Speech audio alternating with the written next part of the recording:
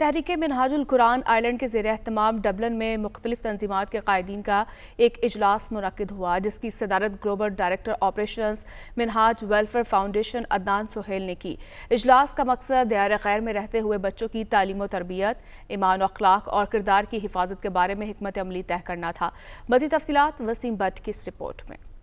تحریک منہاج القرآن international Ireland کے زیر اہتمام ڈبلن کے ایک مقامی ریسٹورنٹ میں مختلف تنظیمات کے قائدین کا ایک اہم اجلاس انعقاد پذیر ہوا، جس کی صدارت global director of operations Minhaj welfare foundation Adnan Sohail نے کی۔ اجلاس کا مقصد صرف یہ تھا کہ اس دیار غیر میں رہتے ہوئے ہم اپنی نسلوں کے ایمان کی، اخلاق کی، کردار کی اور صحیح عقیدے کی حفاظت کو کس طرح ممکن بنایا جا سکتا ہے۔ اس سلسلے میں درپیش مسائل اور ان کے حل کے لیے شرکا اجلاس نے اپنی آراء و سفارشات پیش کی۔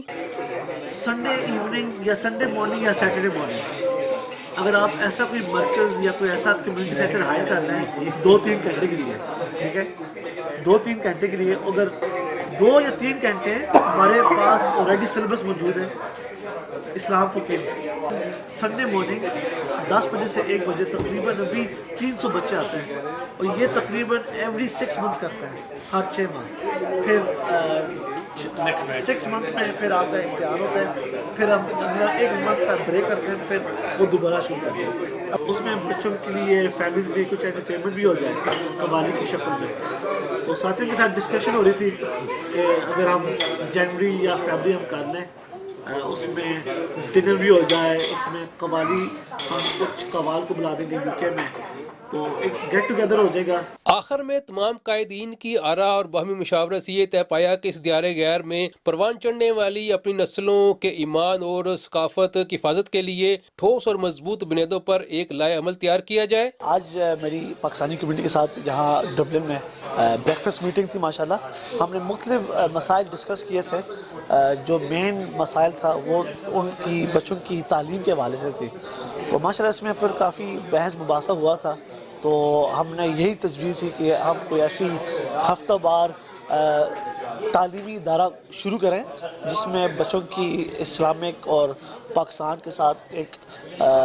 کلچرلی کوئی ایسا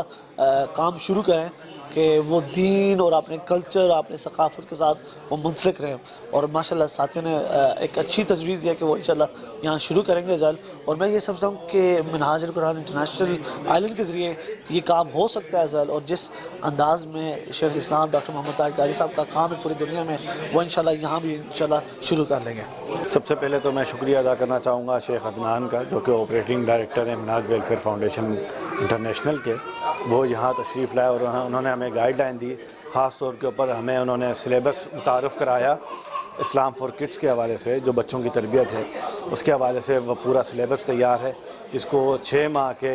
وقفے سے جو ہے اس کو ہم کیا کہتے ہیں کنوے کر سکتے ہیں بچوں کے اندر۔ اور یہاں پہ بچوں کی تعلیم و تربیت کے لیے جو انہوں نے ہمیں گائیڈ لائنس دی ہیں، اگر اس پہ ہم عمل کریں تو یہ ہمارے لیے، ہماری سوسائٹی کے لیے بہت فروٹفل ہوگا۔ اور جیسا کہ ہمارے یہاں پہ کمیونٹی میں ہمارے بچوں کے تربیت کے حوالے سے انہوں نے ہمیں بہت اچھی یہاں پہ ٹپس دی ہیں، اور ہم انشاءاللہ وہ ان کی ہدایات پر عمل کر کے جلد ہم یہاں پہ اپنے بچوں کی تربیت کے لیے ڈیفرنٹ قسم کے پروگرامز شروع کریں گے انشاءاللہ۔ بالکل جی، آج کا جو اجلاس تھا یہاں پہ آ کے بہت خوشی ہوئی، اور جو یہاں پہ باتیں ہوئی ہیں بچوں کو لے کے، تو انشاءاللہ امید ہے کہ ان چیزوں کے اوپر اگر ہم عمل کریں گے تو ہمارے بچوں کا اچھا مستقبل بن سکتا ہے۔